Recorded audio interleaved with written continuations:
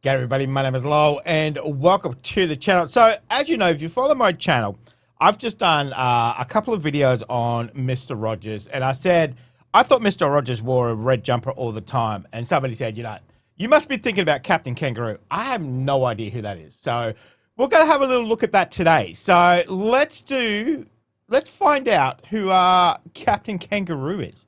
So let's jump into this one.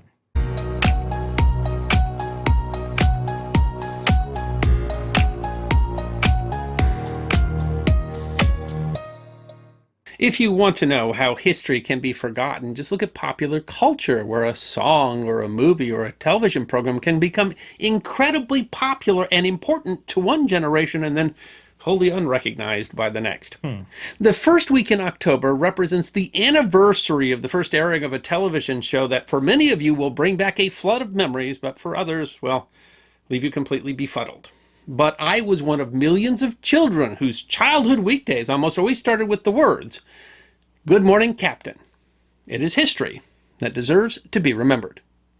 Okay. Robert James Keeshan was born June 17, 1927, on Long Island. Oh, wow. The son of an Irish immigrant who was an executive with a grocery company. In his 1996 autobiography, he describes an idyllic childhood growing up in the New York City suburb of Forest Hills. His life, however, changed dramatically when his mother died suddenly when he was just 15. Oh. Such a loss could pull a young man off the rails, but he credited a school guidance counselor named Gertrude Farley for demanding that he find his way once again. He graduated in 1945 and enlisted in the service in the last year of the Second World War, and this has led to one of the most enduring myths about Bob Keeshan. There's a popularly shared web story that says that actor Lee Marvin said during an episode of The Tonight Show that his life was saved during the Battle of Iwo Jima by Bob Keeshan.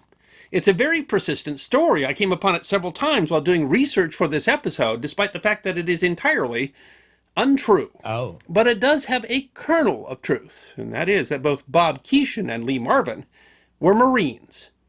Oh. Marvin, 3 years older than Keeshan, served with the 4th Marine Division and participated in the assaults on Inuetik and Saipan, where he was wounded, but not at Iwo Jima. Keeshan enlisted in the Marine Corps Reserve in the summer of 1945 and was training for the invasion of the home islands when atomic weapons brought an end to the war, and he never saw combat. He did, however, pay credit to his brief service. In his autobiography entitled Good Morning, Captain, 50 Wonderful Years with Bob Keeshan, TV's Captain Kangaroo, he said, "Paris Island is not a place of fond memory, but it is a place of positive memories. I would never trade my Marine Corps experience for anything. The training, the character building are second to none. To this day, I call upon that training, and it has never failed me." Keeshan had worked part-time as a page at NBC Radio and returned to the job after the war while attending college at night. And at NBC, he got a start in early television on the iconic show, Howdy Doody. The parenting Howdy website Doody? Hub Pages explains that Keeshan was a bottom-rung assistant. I've heard of that before. Howdy doody. I think I've heard it more of a saying than a TV show, Howdy Doody. I don't even know where I'm thinking Jim Carrey. Maybe I'm thinking something else. I don't know. To Buffalo Bob Uh-oh. on the Howdy Doody show, originally Puppet Playhouse, entertaining the Peanut Gallery and keeping them orderly. This would lead to an iconic role, as Hub Pages continues. He became Clarabelle the Clown when a network exec told him to create a clown costume so it would not accidentally appear on screen in street clothes. He didn't speak on screen because he would have had to been paid more to do so. Keeshan and much of the cast were laid off in 1952, possibly in a dispute over pay. While some references suggest that he and Buffalo Bob Smith didn't get along, Keeshan didn't mention it when commenting on Smith in a 1987 history of the Howdy Doody show. "Bob Smith is my father in the business. I give him 100% credit for my success because I would not be here today if I hadn't learned all the technical aspects of the medium from him. I put what he taught me to work on Captain Kangaroo, and we ran for 30 years. 3 different actors played Clarabelle the Clown over the run of the Howdy Doody show, but Bob Keeshan's was by far the most recognized of those, and in 1990 he was inducted into the Clown Hall of Fame. And if his entry... They have a Clown Hall of Fame? Okay. into show business was somewhat unorthodox, it is perhaps even more surprising that he remained in show business after leaving the Howdy Doody show. The website Famous Clowns notes that many of his colleagues thought that this was the end of Bob Keeshan's foray into television. After all, he couldn't sing or play an instrument, he was untrained and really not qualified as an entertainer. But stay he did, again playing a clown on a noontime children's program broadcast in New York City.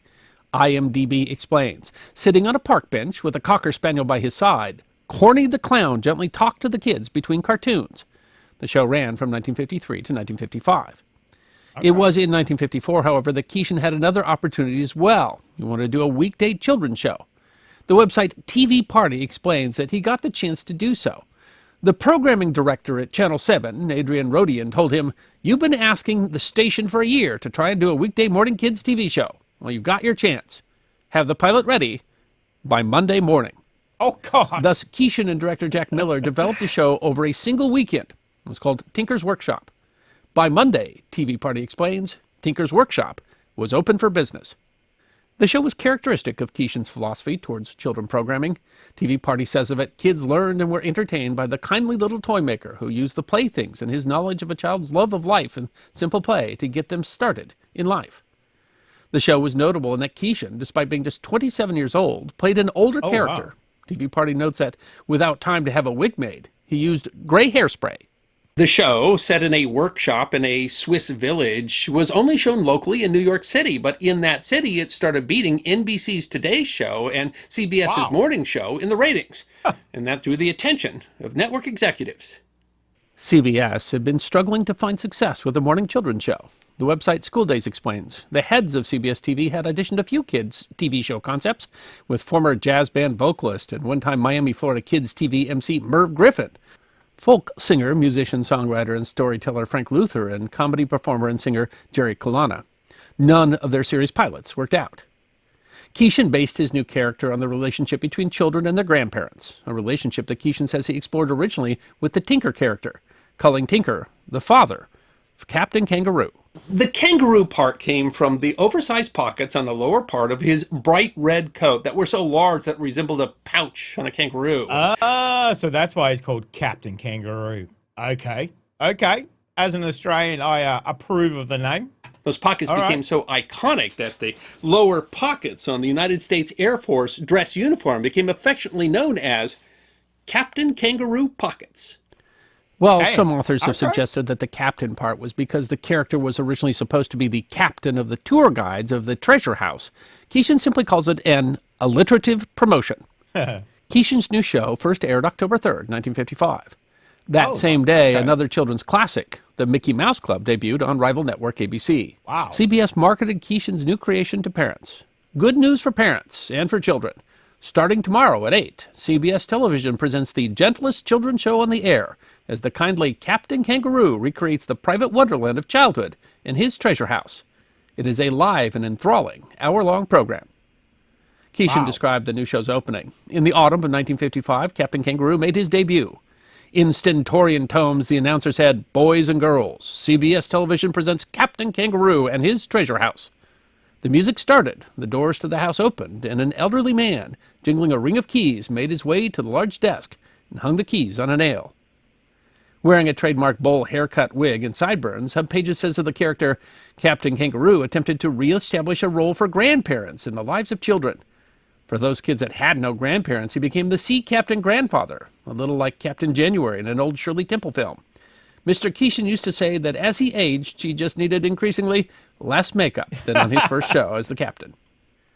Keeshan said of the character, Captain Kangaroo treats children as intelligent human beings and never talks down to them. He is not afraid to ask them to think, and he believes that they have good taste. He likes people in general, and children in particular. So, people in America grew up with Captain Kangaroo and Mr. Rogers at the same time. Obviously, I think Captain was on first, obviously. Wow, you guys really got spoiled for great kids TV. We never got anything. We never got anything of this. We got Aggro, who used to do cartoons on a Saturday. He was a puppet. He was questionable, shall we say. Okay. Blogger Pamela Blame recalled her experience in a 2004 post.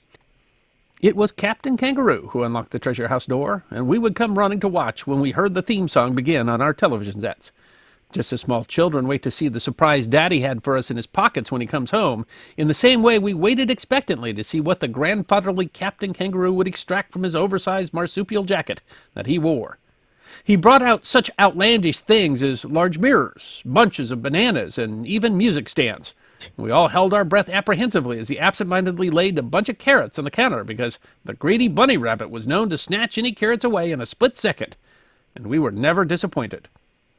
In addition to Keeshan, the show featured a veteran musician, children's show host, and fellow Marine named Hugh Lumpy Branham. Keeshan wrote Branham's character, Mr. Green Jeans, was intended to be the Mr. Outside to Keeshan's Mr. Inside. Keeshan said of Branham, Lumpy created the character because he played himself with all his caring and warmth. The children at home sensed immediately. A handyman for the treasure house, Mr. Green Jeans would often bring animals for the kids to see. He had a genuine love for the earth and all its creatures, great and small, Keeshan wrote. Branham also played a number of other characters on the show. Professor, Greeno the Clown, the new old folk singer, and Mr. Bainter the Painter. Another rumor that was widely spread about the show was that musician Frank Zappa was Hugh Branham, Mr. Green Jeans' son. It's not really clear where that one started, but no, he isn't. The pair were joined by a number of characters brought to life by talented puppeteer Gus Allegretti, including regulars Bunny Rabbit, who always managed to steal carrots, Dancing Bear, Grandfather Clock, and Mr. Moose, who had a penchant for tricking the captain into standing under a cascade of falling ping-pong balls. Keeshan notes that the original idea was to use golf balls, to which he said, "No.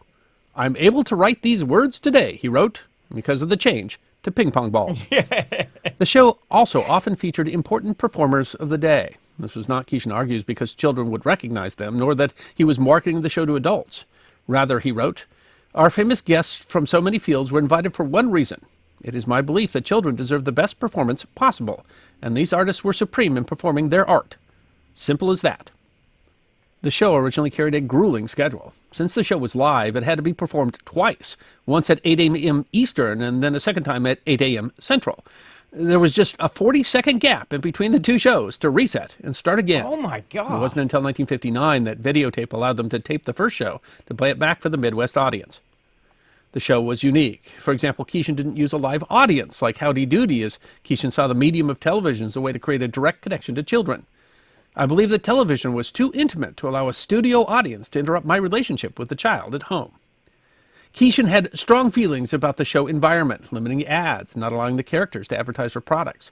CBS promised the show 20 minutes of animation daily from its Terrytoons studio, purchased by CBS in 1955, but Keeshan felt that the show's offer displayed too much violence. While acceptable to theatrical audiences of another era, he wrote, they were unsuitable, in our opinion, for our audience of young people. CBS was very understanding and agreed to allow us to produce entirely new animation at Terrytoons. Not everyone agreed with Keeshan's philosophy. In 1995, the Spokane, Washington Spokesman Review quoted Jennings Bryant, director of the Institute for Communications Research at the University of Alabama. When Captain Kangaroo first appeared, there was a lot of criticism. It was said that children needed television that made them face the harsh realities of life. Keeshan's response was, that's what everybody else is doing. Rather, Keeshan created a place where children could feel safe. The Green Valley News notes television was a relatively new addition to most American homes. There had never been a generation of kids exposed to home video entertainment before, so the series was designed to give kids a gentle alternative to the frenetic nature of most children's shows of the day, of which Howdy Doody was considered to be one of the worst offenders. Watching an episode of the Captain Kangaroo show from the early 1960s, one was taken in by the slow pace and overall gentle nature of the show. You can imagine if they didn't have people who thought like Captain Kangaroo and Mr. Rogers, how different that generation of kids would be if they were faced with that harsh reality of, I mean, you just have to go outside to face it. But having that kind of, that place where they can be kids and enjoy being a kid as well. That's brilliant. Brilliant. Okay. Pages opined, for abused children, Captain Kangaroo was the only spot in the day besides school time in which these kids could receive a kind word. The Hampden Roads Daily Press opined, ahead of his time in recognizing the importance of early learning, Keeshan's Captain built confidence and intellectual development in children who were having too much fun to notice. But the Allentown Morning Call writes, he unlocked much more than fun and surprises for pint-sized fans. From that house came a trove of timeless messages. that children are precious and deserving of our respect, that quality children's television is important, that reading is essential, Yep. that time is the most valuable thing parents can give to their children. Keishan noted that we read more than five... What great philosophies. Great philosophy. Time is one of the most precious things we can give. Exactly. This is what we need today. We need something like this. And as I said with Mr. Rogers, we definitely need something like that. 1,000 books on the show, many of them Wow. multiple times. Wow. The show would eventually be seen by more than 200 million children, parents, and grandparents. It ran for nearly 30 years on CBS and then another 6 years on PBS. Dang. It was, in its time, the longest-running children's television show in history. The show earned its share of accolades. The Encyclopedia of World Biography writes, he won 6 Emmy Awards and 3 Peabody Awards. He was inducted into the Clown Hall of Fame and the National Association of Broadcasters Hall of Fame. The American Medical Association awarded him a Distinguished Service Award, and he received a National Education Award. He earned a Kennedy Center honor in 1987. Wow, okay. But the show's real legacy is in the millions of children who, like me, started our workdays with the words, "Good morning, Captain. Hello, and how do you do?" I really can't say how much impact the Captain Kangaroo had on me, but it's not lost on the history guy that the show included a hat tree where you could play pretend by trying on different hats. I was going to say, he definitely likes hats. It's got, look at a lot of hats. Writing in his blog, Thoughts on Success, Music and Media, musician Steve Bryant gives a powerful testimony to the meaning of the show. For me, Captain Kangaroo was more than just a television host. When my third-grade teacher asked everyone in class to write an essay about their fathers, I sat in my seat for a few minutes and finally began to cry. Mrs. Miller, an excellent educator, quietly ushered me into the hall to determine the cause of my tears. My father died when I was 2 years old, I told her. Oh. I don't remember anything about him. I have nothing to write about. You can have the best essay in class, she said. If you could pick anybody in the whole world to be your father, who would you choose? Once you decide who that person is, write your report about him. I didn't hesitate. I looked right at her and I said, Captain Kangaroo. After the show's run, Bob Keeshan remained a tireless advocate for many children's causes and testified before Congress about the effects of violence on television. He said that he and his good friend Fred Rogers would often commiserate over... Okay. I didn't know they were friends. I'm not surprised. Pleasantly surprised and pleased. Okay. what they both thought was the sorry Okay. state of children's programming. Odd for a television icon, he would usually give advice to parents to not let TV babysit their children. He famously said, "One of the big secrets to finding time is not to watch television." Bob Keeshan passed away in 2004, beloved by millions, but already unrecognized to new generations of children. But his legacy remains. Famous Chicago broadcaster John Calloway said in the Daily Press, "Ultimately, he was about decency and dignity in the midst of all that silliness. I hope he'll represent something to future programmers of children's television. The children have changed, but what has not changed is their needs. And it is always good to remember the advice that he signed off with for nearly 9,000 episodes over nearly 40 years. Whatever you do, have a great day." I hope you enjoyed this episode of The History Guy. Check out our community on the History. So, I didn't know, as I said, I didn't know who Captain Kangaroo was. I didn't realize it was along the same lines as Mr. Rogers, that looking out for children in a time where TV was just starting. You know, they could have went another way with a lot of different programs that would have different effect on the children. As I said, you know, lucky to grow up with Captain Kangaroo and Mr. Rogers at the same time.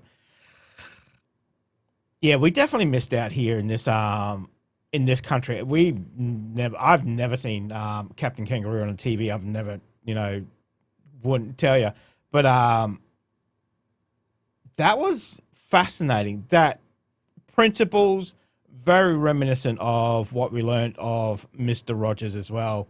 You know, having that kids, and that thing about why did you have these performers on? It's like, well, kids deserve the best as well. You know, we're not just going to give them run of the mill rubbish that we find, you know, we're going to give him the best that we can. That's fantastic. Great philosophies. Now I kind of understand, obviously, the charm of Mr.